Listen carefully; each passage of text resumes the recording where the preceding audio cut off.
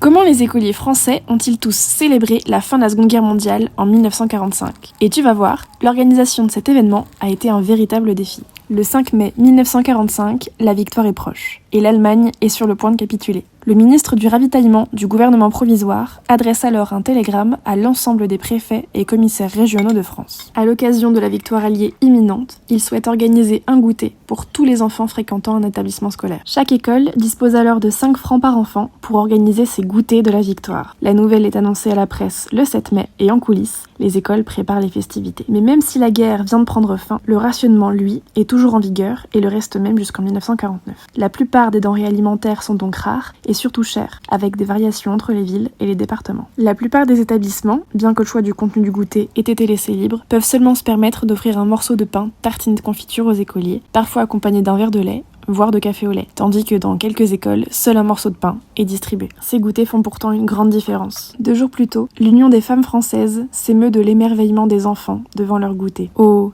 le bonheur de nos chers petits! Comme c'est bon de voir leurs yeux rire, leurs joues pâles se colorer délicatement. Mais nos cœurs de maman se sont serrés en pensant que cette joie, devant un peu de friandises, révèle de privation pour eux. Et tout au fond de nous, nous avons juré que nous travaillerons de toutes nos forces, de tout notre amour, pour que, dans l'avenir, les petits-enfants de tous les pays du monde ne connaissent plus cette atrocité, la guerre, et ce fléau, la faim.